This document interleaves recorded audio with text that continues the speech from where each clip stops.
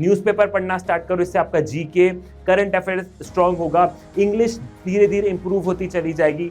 फिर अक्टूबर नवंबर से logical reasoning और क्या पढ़ना स्टार्ट करो, लॉजिकल रीजनिंग और क्वांट पढ़ना स्टार्ट करो, और क्लास 12th में लीगल वाला पार्ट और मॉक टेस्ट दोगे तो आराम से तुम अपने इस 1.5 साल की प्रोसेस में आराम से पढ़ सकते हो। 2 बच्चों के सेम नंबर आते हैं तो ज्यादा रैंक किसे मिलती है, जिसका लीगल रीजनिंग में ज्यादा नंबर हो। तो इस चीज को आपको ध्यान रखना है, लीगल रीजनिंग आपका रैंक डिसाइड करता है। मैथ्स आता है, क्वांट आता है, ठीक है। अगेन यहाँ पर क्या होता है, यहाँ पे अगेन पैसेज बेस्ड आता है। पैसेज मतलब आपको डेटा दे दिया जाता है, उस डेटा से डेटा इंटरप्रिटेशन, उस डेटा से आपको समझ के आपको सॉल्व करना होगा। 90,000 से ज्यादा बच्चे करीब करीब क्लैट का एग्जामिनेशन देते हैं, और दिन पर दिन क्या हो रहा है, दिन पर दिन ज्यादा से ज्यादा बच्चे क्या कर रहे हैं, ज्यादा से ज्यादा बच्चे क्लैट का फॉर्म भर रहे हैं और क्लैट एग्जामिनेशन दे रहे हैं। ओएमआर शीट वो गोले गोले गोले गोले लगाने, बस जय माता दी नहीं करना है क्योंकि कंपटीशन बहुत है, ठीक है। तो अपने को क्या करना है, ओएमआर शीट में पेन पेपर है बेटा, ठीक है। तो पेन पेपर से आप वही करोगे, पेन पेपर एग्जामिनेशन है, ओएमआर शीट है, ऑफलाइन एग्जामिनेशन होता है। नमस्कार, आप सभी का स्वागत है class 11th next topper humanities पर। मैं सिद्धार्थ पटेल आप सभी बच्चों का बहुत ही जोरों शोरों से स्वागत करता हूं। तो मेरे लाल, आप लोग बोल रहे थे कि सर हमें लॉ की प्रिपरेशन करनी है, हमें आगे जाके लॉ करना है, तो हमें क्या करना होगा। मेरे लाल, जैसे कि अगर आप लोगों को डॉक्टर बनना होता है तो आप नीट का एग्जामिनेशन देते हो, अगर आपको बीकॉम बीए या अगर ऐसी कोई डिग्री करनी होती तो आप सीयूईटी का एग्जामिनेशन देते हो मेरे लाल। वैसे ही अगर आपको लॉ करना है तो लॉ के लिए एक बहुत इंपॉर्टेंट एग्जाम होता है, वो होता है CLAT, common law admission test.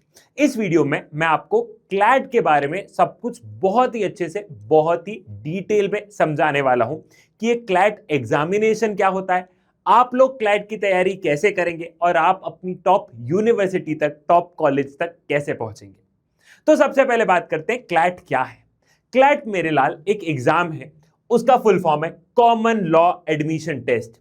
अगर आप इस एग्जाम को बहुत अच्छे से क्वालिफाई कर लेते हो, क्वालिफाई इन द सेंस अगर आपकी रैंक अच्छी आ जाती है तो आपको टॉप एनएलयूज मिलते हैं, नेशनल लॉ यूनिवर्सिटीज मिलती है। नेशनल लॉ यूनिवर्सिटी में जाना हर लॉ एस्पिरेंट का सपना होता है बेटा, जिसमें से कि नेशनल लॉ यूनिवर्सिटी बैंगलोर जो है वो सबसे टॉप पर रहती है। तो हर लॉ एस्पिरेंट अपने फोन में एनएलयू बैंगलोर का फोटो लगा के रखता है कि मुझे एक दिन यहां पर जाना है। जैसे कि हर बच्चा जिसे एमबीए करना है वो आईआईएम को टारगेट करता है, तो जो लॉ कर रहा है, जिसे लॉ करना है, वो नेशनल लॉ यूनिवर्सिटीज को टारगेट करता है। तो अगर आपको नेशनल लॉ यूनिवर्सिटीज चाहिए तो हर बच्चा क्लैट एग्जामिनेशन देता है, ठीक है। हम लोग ये देखते हैं कि देश में करीब करीब 25 नेशनल लॉ यूनिवर्सिटीज हैं। इनकी मात्रा धीरे धीरे बढ़ते जा रही है, जैसे जैसे गवर्नमेंट क्या है, गवर्नमेंट नए नए नेशनल लॉ यूनिवर्सिटी सेटअप कर रही है, वैसे वैसे हम लोग देख रहे हैं मेरे लाल अलग अलग टॉप एनएलयूज आ रहे हैं। साथ ही साथ मेरे लाल क्लैट के जो मार्क्स रहते हैं वो टॉप जो प्राइवेट कॉलेजेस हैं वो भी, अगर आप वहां से भी लॉ करते हो तो वो भी क्लैट के स्कोर के बेसिस पर ही आपको एडमिशन देते हैं, ठीक है। तो इतना समझ में आया कि अगर लॉ करना है तो हमें इस एग्जामिनेशन को देना है, ठीक है। इसके बाद में मेरे लाल कौन कौन से कोर्सेज होते हैं, देखो अगर आपने क्लैट क्लियर कर लिया है और अगर आप टॉप एनएलयूज में चले गए हो तो यूजुअली बीए एलएलबी ऑनर्स का कोर्स होता है, और कहीं कहीं पे बीबीए एलएलबी ऑनर्स का भी कोर्स होता है। तो यूजुअली हमें ये कोर्स देखने को मिलता है जिसमें कि बीए एलएलबी ऑनर्स हमें बहुत ज्यादा यूनिवर्सिटीज में देखने को मिलेगा। ये 5 साल का इंटीग्रेटेड कोर्स रहता है बेटा, 5 साल का ये इंटीग्रेटेड प्रोग्राम होता है, ठीक है। यहां पर हम लोग देखते हैं मेरे लाल क्लैट में लगभग 90,000 से ज्यादा बच्चे क्या है, 90,000 से ज्यादा बच्चे इसमें रजिस्टर करते हैं। 90,000 से ज्यादा बच्चे करीब करीब क्लैट का एग्जामिनेशन देते हैं। 1 लाख से ज्यादा ही समझ लो। और दिन पर दिन क्या हो रहा है, दिन पर दिन ज्यादा से ज्यादा बच्चे क्या कर रहे हैं, ज्यादा से ज्यादा बच्चे क्लैट का फॉर्म भर रहे हैं और क्लैट एग्जामिनेशन दे रहे हैं। लेकिन टोटल सीट्स मेरे लाल लगभग सिर्फ 3,000 है। तो समझ लो 1 लाख बच्चे क्या कर रहे हैं, 1 लाख बच्चे अगर क्लैट दे रहे हैं तो सीट हमारे पास में मेरे लाल सिर्फ 3,000 है, ठीक है। 3,000 के आसपास ही हमारे पास में मेरे लाल बस सीट है। तो एग्जाम क्या है, एग्जाम कॉम्पिटिटिव है, एग्जाम कॉम्पिटिटिव है। अब हम बात करते हैं कि क्लैट एग्जामिनेशन कौन दे सकता है, क्या एलिजिबिलिटी क्राइटेरिया होता है, ठीक है। अगर कोई भी बच्चा क्लैट दे रहा है तो क्या एलिजिबिलिटी क्राइटेरिया होता है। सबसे पहले मेरे लाल बात करें तो क्लैट की कोई भी अपर एज लिमिट नहीं है। मतलब कि अगर आपको भारत में लॉ करना है तो आपकी एज कुछ भी हो, आप क्लैट एग्जामिनेशन दे सकते हो। क्लैट की कोई भी अपर एज लिमिट नहीं है। लेकिन यहां पे क्लास 12th में अगर आप जनरल कैटेगरी से हो तो आपके मिनिमम 45% होने चाहिए, और अगर आप SC ST कैटेगरी से बिलोंग कर रहे हो तो 40। ठीक है, जनरल और ओबीसी से हो तो 45%, और ST और SC से बिलोंग कर रहे हो तो मिनिमम 40% होने चाहिए। एज लिमिट नहीं है। अब तैयारी कब से शुरू करना चाहिए? मेरे लाल सबसे अच्छी बात है कि आप तैयारी क्लास 11 से शुरू कर दो, क्योंकि जैसे ही आप क्लास 12 का एग्जामिनेशन दोगे या जब आप क्लास 12 में रहोगे बेटा, तब आप क्लैट दे सकते हो। ठीक है, क्लैट का एग्जामिनेशन मेरे लाल दिसंबर में होता है। ठीक है, तो हो सकता है कि आप क्लास 12th में हो फिर भी आप क्लैट का एग्जामिनेशन दे सकते हो। जब आप एडमिशन लेने जाओगे, एडमिशन हम लोग मई जून में एडमिशन देती हैं वो कॉलेजेस, तो जब आप मई जून में एडमिशन लेने जाओगे तब तक आपका क्लास 12th का रिजल्ट आ चुका होगा। ठीक है, तो बेस्ट टाइम क्या है पढ़ने का? बेस्ट टाइम है मेरे लाल पढ़ने का क्लास 11 से आप लोग अपनी तैयारी स्टार्ट कर दो। ठीक है, एग्जाम का पैटर्न क्या होता है? क्लैट एग्जामिनेशन का पैटर्न क्या होता है भैया? तो ऑफलाइन मोड रहता है, OMR शीट। ठीक है, OMR शीट वो गोले गोले गोले गोले लगाने, बस जय माता दी नहीं करना है क्योंकि कंपटीशन बहुत है। ठीक है, तो अपने को क्या करना है, OMR शीट में पेन पेपर है बेटा। ठीक है, तो पेन पेपर से आप वही करोगे, पेन पेपर एग्जामिनेशन है, OMR शीट है, ऑफलाइन एग्जामिनेशन होता है। 2 घंटे का एग्जामिनेशन होता है मेरे लाल, जिसमें से कि आपसे 120 MCQs पूछे जाते हैं। इन 120 MCQs में से मेरे लाल आपको +1, अगर आपका एक MCQ सही गया तो आपको 1 नंबर मिलेगा, लेकिन अगर आपने एक MCQ गलत करा तो आपकी माइनस मार्किंग भी होगी। 0.25 क्या है, 0.25 माइनस मार्किंग होती है। ठीक है, तो 120 नंबर का आपका क्लैट का पेपर होता है मेरे लाल। सही जवाब किया तो 1 नंबर, गलत जवाब किया तो -0.25 होता है। ठीक है, क्लैट का सिलेबस क्या होता है बेटा? तो सबसे पहले इंग्लिश। ठीक है, इंग्लिश पूछी जाती है। अब तुमको क्या लगता है इंग्लिश में ग्रामर पूछते हैं? जी नहीं, इंग्लिश में मेरे लाल यहां पर बहुत बड़े बड़े पैसेजेस आते हैं। क्या आते हैं मेरे लाल?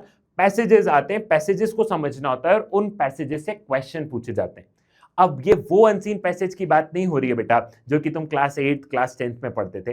क्लैट का दे रहे हो, इंग्लिश का लेवल अच्छा रहता है। यहां पर हम लोग क्या देखते हैं, बड़े बड़े पैसेजेस रहते हैं, आपको उन पैसेजेस को पढ़ना होता है और फिर आपको क्या, फिर आपको जवाब देने पड़ते हैं। उन पैसेजेस पे बेस्ड MCQ रहते हैं, लेकिन डिफिकल्ट होता है। कंसेप्चुअल क्लैरिटी जरूरी है।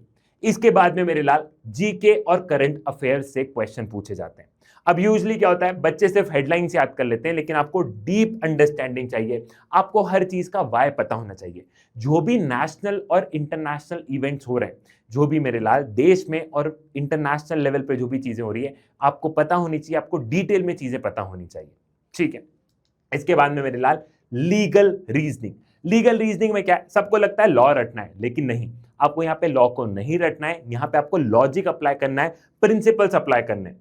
यूजुअली लीगल रीजनिंग में क्या पूछा जाता है, कॉन्स्टिट्यूशन, जो कि पॉलिटिकल साइंस में पढ़ाया जाता है। Constitution, tort law, contract law, ये कुछ ऐसे टॉपिक्स हैं जो कि लीगल रीजनिंग में पूछे जाते हैं।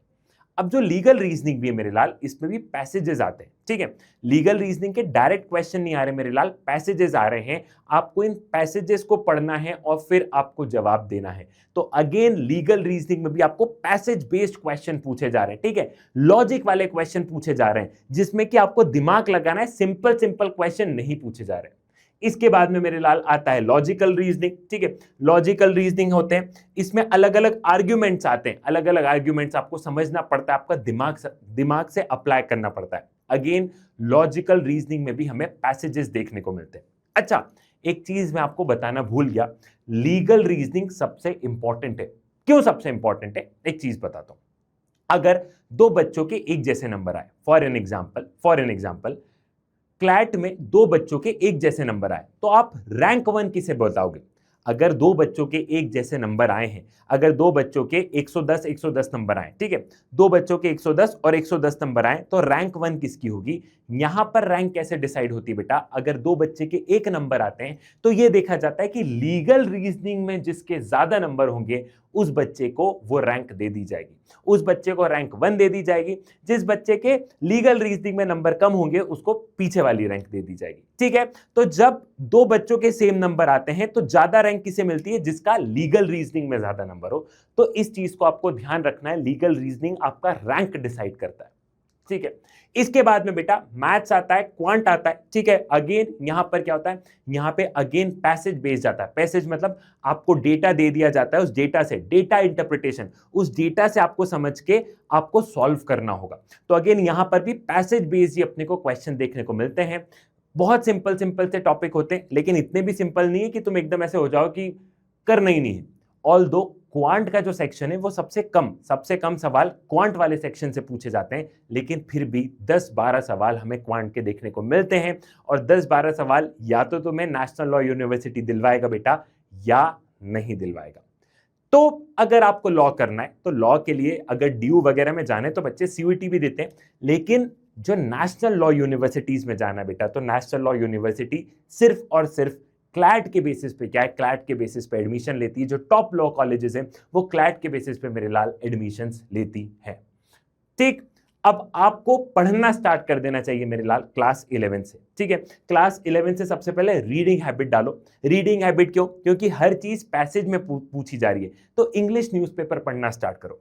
इससे आपका जीके, करंट अफेयर, सारी की सारी चीजें क्या होगी? सारी की सारी चीजें आपको समझ में आ जाएगी। ठीक है, और अगर आप रीडिंग हैबिट डालोगे तो इनिशियल आपको दिक्कत जाएगी, लेकिन धीरे धीरे धीरे धीरे क्या होगा? धीरे धीरे आपको स्पीड से पढ़ने की, टफ वर्ड्स के मीनिंग को समझने की, ये सारी चीजें आप क्या कर लोगे? ये सारी चीजें आपको ऑटोमेटिकली आ जाएगी। तो न्यूज़पेपर पढ़ना स्टार्ट कर दो, रीडिंग हैबिट्स डालना स्टार्ट कर दो, अलग अलग टॉपिक्स पढ़ो बेटा।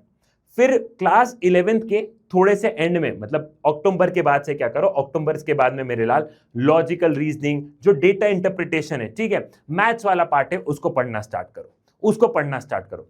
और क्लास 12th में क्या करो? क्लास 12th में आप लोग मॉक टेस्ट देना स्टार्ट करो। तो शुरुआत में आप लोग न्यूज़पेपर पढ़ना स्टार्ट करो, इससे आपका जीके, करंट अफेयर्स स्ट्रांग होगा, इंग्लिश धीरे धीरे इंप्रूव होती चली जाएगी। फिर अक्टूबर नवंबर से लॉजिकल रीजनिंग और क्या पढ़ना स्टार्ट करो? लॉजिकल रीजनिंग और क्वांट पढ़ना स्टार्ट करो। और क्लास 12th में लीगल वाला पार्ट और मॉक टेस्ट दोगे तो आराम से तुम अपने इस 1.5 साल की प्रोसेस में तुम आराम से पढ़ सकते हो। अब इसके साथ में स्कूल कैसे मैनेज करोगे? तो स्कूल मैनेज करने के लिए सबसे अच्छी चीज बता देता हूं। नेक्स्ट टॉपर्स ह्यूमैनिटीज का क्या है? नेक्स्ट टॉपर्स ह्यूमैनिटीज का प्रारंभ बैच है बेटा, जिसमें कि हम सारी चीजों को बहुत डिटेल में समझाते हैं। तो जो बच्चे को रहता है कि स्कूल और क्लैट को कैसे मैनेज करूं, तो स्कूल तुम नेक्स्ट टॉपर ह्यूमैनिटीज पर छोड़ सकते हो। प्रारंभ बैच से यहाँ पे डिटेल में सारी चीजें पढ़ाई जाती है। अगर तुम ह्यूमैनिटीज के बच्चे हो तो भी कोर्स ले सकते हो, कॉमर्स के हो तो भी, और साइंस के हो तो भी मेरे लाल यहाँ पर 11th-12th की बहुत बेहतरीन तरीके से पढ़ाई होती है। साथ ही साथ में क्लैट तुम स्कूल के साथ साथ में पढ़ सकते हो। ठीक, तो आई थिंक आपको सारे कंसेप्ट क्लियर हो गए होंगे। क्लैट क्या है, ये सारी चीजें मेरे लाल आप लोगों को क्लियर हो गई होगी। तो signing off with this, tata bye bye, love you all.